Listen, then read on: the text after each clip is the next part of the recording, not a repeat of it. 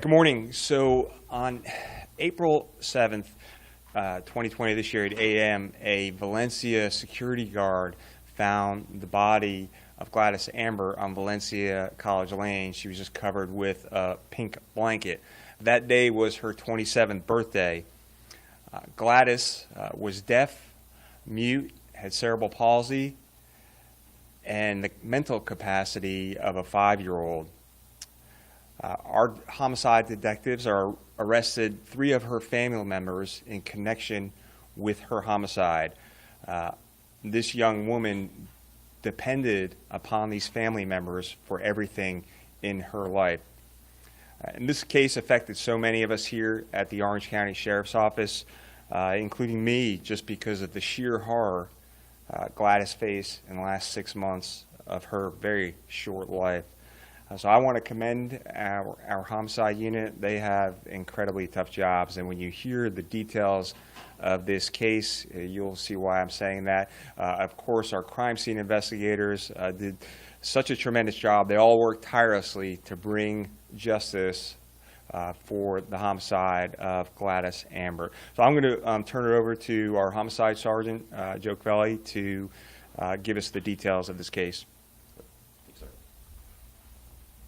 Morning.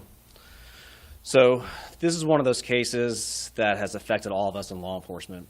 I would say these are the type of cases that people get into law enforcement. It's to help those who can't help themselves. It's to help the weak, to give them justice.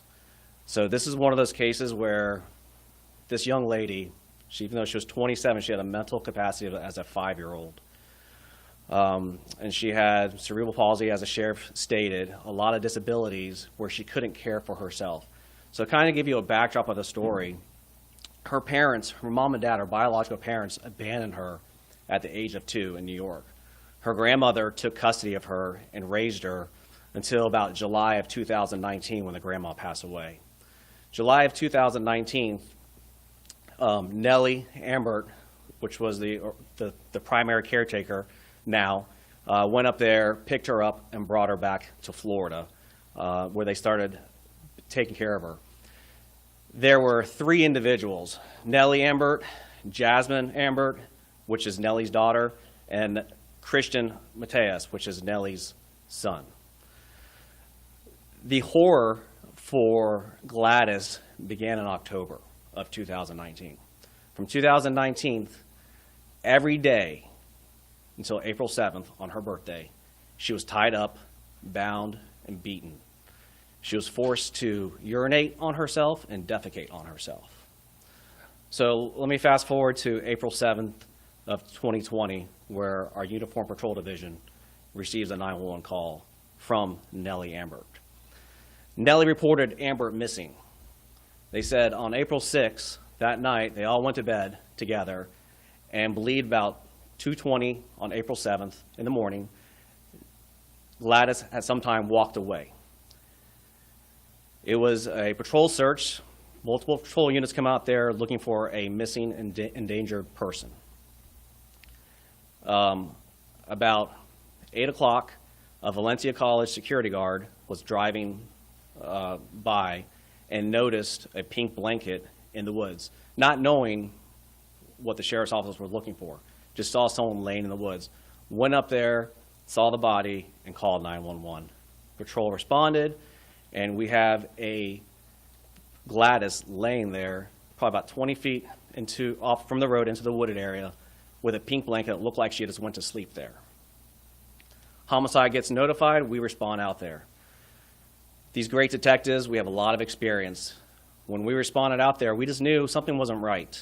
The placement of the body, the blanket over the body, just something wasn't right. And we are not allowed to touch the body until the medical examiners arrive. So the body has to stay there until the ME arrives. So we can't really dissect the scene. All we know, there's a blanket over the body. So we meet with the family members. We start our interviews with the family members. They give us a story, how she's missing. We are canvassing areas. We are searching for video. We are looking at everything. It was very troublesome on how bad they lied to us and how they wasted our resources that day all night long, looking for this person where they knew that where this person was the entire time. So when we notified them that we found the body, they acted in shock, they cried, they put on a great show, and we were hesitant. They could be telling the truth, and they may not be telling the truth. We were going both ways. I mean, and that's our job, is we have to look at this differently than, okay, missing. We started looking at video. A lot of the video was from the apartment complex, and I like to thank the apartment complex management for assisting us with a video, a church video, where you would see someone walking by. So we watched hours. You're talking about at least 8 hours of video of trying to find someone walking by, and that we never saw that. With their interviews and their stories not being corroborated, their inconsistencies in their stories, we wrote a search warrant on the apartment. As we're in the apartment, we noticed some remnants of blood in the bathroom that raised our suspicion.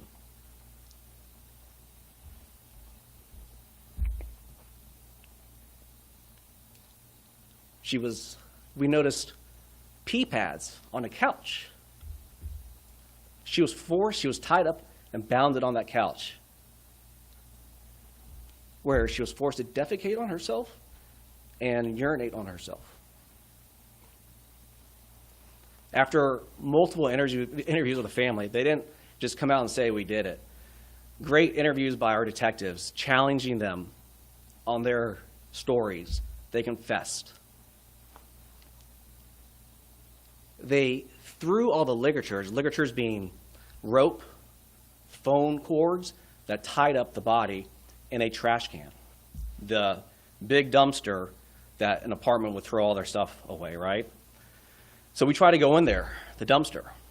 Great, we have a great CSIs, our crime scene investigators, our detectives, great.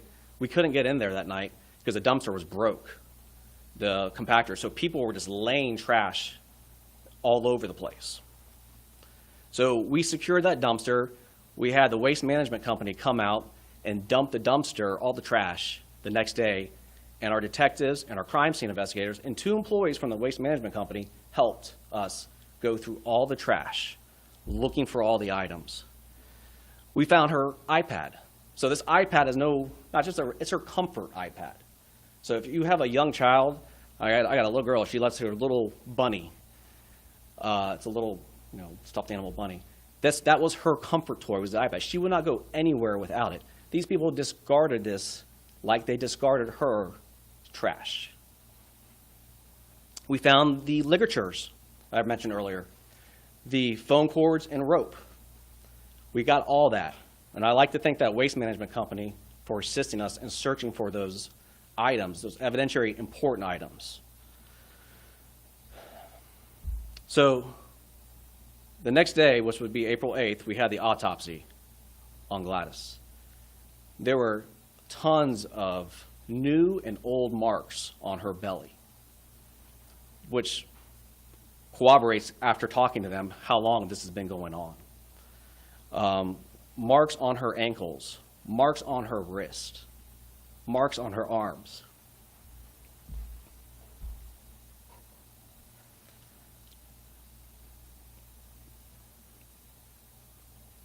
This will be a case that we will always remember.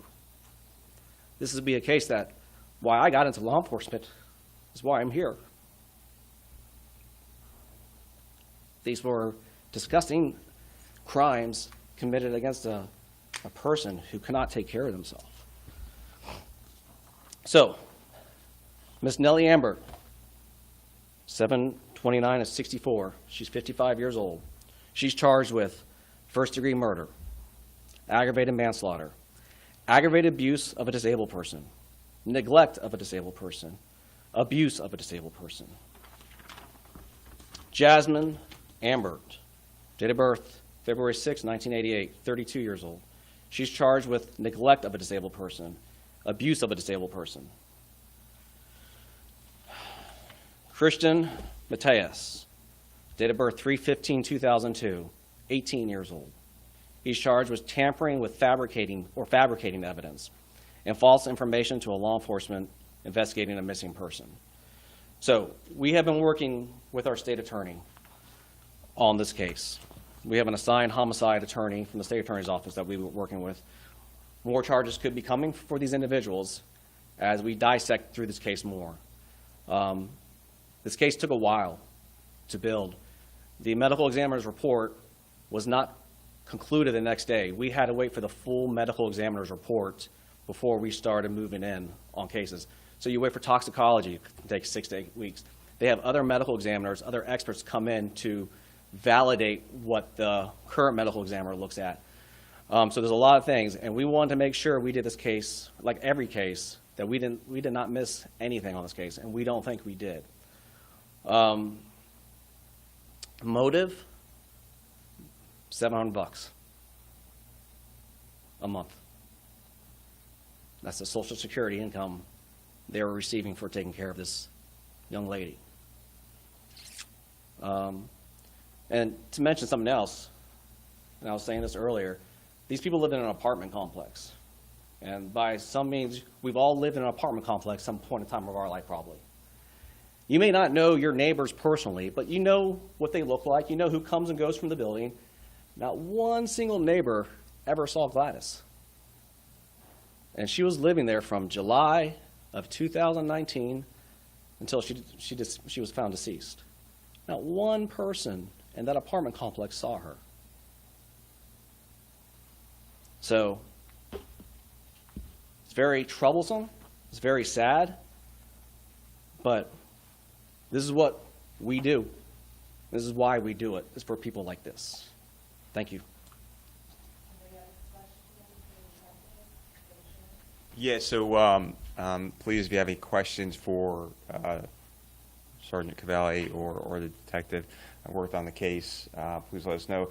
As you can see, that's just a sketch of Gladys, and if you think about yourself and all your relatives and all the pictures there are, we had one really, really bad picture of her and for her entire life. And our sketch artist had to redo that so that we could at least give her the honor of having a face. So we'll take questions at this time. Joe.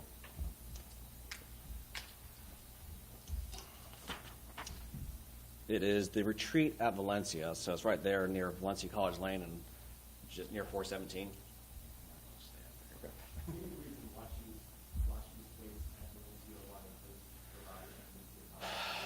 Quick and easy. It was just right around the corner from the main entrance. They just made a right-hand turn on Valencia College Lane, and they just put the body in a wooded area. And I mean, pretty visible, not like way back in the wooded area. You can see it from a road. You can see it passing by. It had to do with positional asphyxiation from the bounds and the constant hitting. So,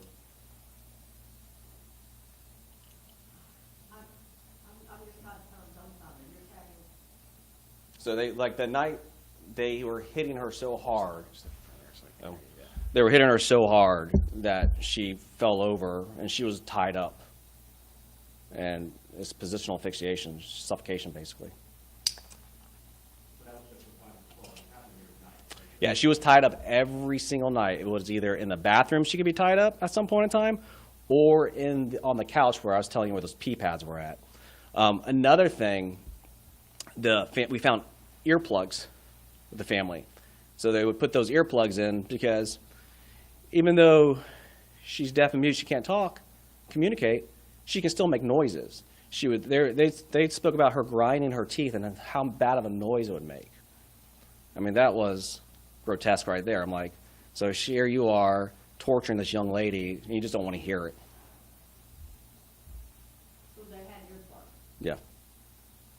Did they have any remorse and say they confessed? Did they have any remorse and they confessed? I don't know. I don't think so. Was it child malnourished or legal? She, I don't know, how tall do you think she was? Yeah.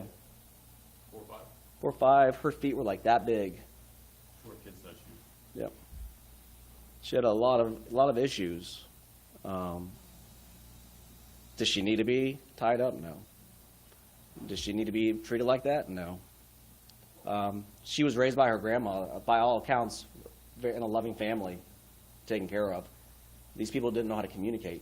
These people didn't know what to do. And there's called Department of Children and Families. Let them take this child. Let them let them take care of her. What do you, I mean, you say motive was her social security check. Why did they find it necessary to kill her? I mean, I know this sounds like you're Yeah, trying to put your head into their mind, but It's really hard to say. I mean, I think things just get out of control. We know people that take care of special needs children, and it can be very difficult. And some people have a good temperament, and others do not. And we try to let people know, like, hey, there are resources out there for people to get assistance. These people, for whatever reason, didn't take advantage of that. And I don't think they really, I don't know, it's hard to say. I don't want to get in the mind of people because, but all I can tell you is what we found and what was said to us during the interview, and just how this has affected the law enforcement community. We go to a lot of disgusting cases, and they affect us all differently. This is just one of those ones that we feel that the community needs to know about, that there's people out there that are very self-centered and selfish, and we all know that. But now you can see this firsthand of what they do to these people. I mean, as we're all listening, collectively shaking our head, kind of sick to our stomach. Well, and yeah, absolutely. And if you saw her, when I saw her, all I can see is ants. If you ever look at the Discovery Channel and you see those ants when they're getting the water and they make those islands, that was on the crack of her back, the whole thing of ants. And like I told you, can't remove anything, but that is in the vision in my head still. There's ants all over her. They discarded her like a piece of trash. For a lot of these rooms, detectives get emotional. I'm Italian too, so I get emotional. That's my mom and dad's fault. Understood. This one, Yeah. and Absolutely. but why? It's because she had no chance. You know, to me, if someone's doing it, I can take care of myself. But when you do it to a child, and that's basically what she was a child. Yes, she's 27 by age, but she's a child. I mean, we went in her room. Everything was perfectly folded. The shoes, like it's never been used. It's like she's been in the same clothes ever since they had her because everything was like perfect. And it was just sad to see. And then they did this to her. And we actually have a photograph of this, but that's the only photograph we have. In this digital age that we live in, that's just crazy. And I can tell you, these people had every single game console you can think of. They had the electronics. They had everything. And this is the only picture we have? We take one more question and then we have one. Was there any of the three warrant placement doing the harm to that child? Say it again? Were any of the three vehicles more than the other to harm the child? Well, the mom did, the oldest one. She's the main culprit, and that's why she's facing the most egregious charges. The other two may face other charges in the future as we, like I said, we're working with our state attorney, and usually your investigation begins sometimes right after the arrest because now they just got arrested last night, and they may want to start talking more and give us more details because that's the way things usually work. They're trying to save themselves right now.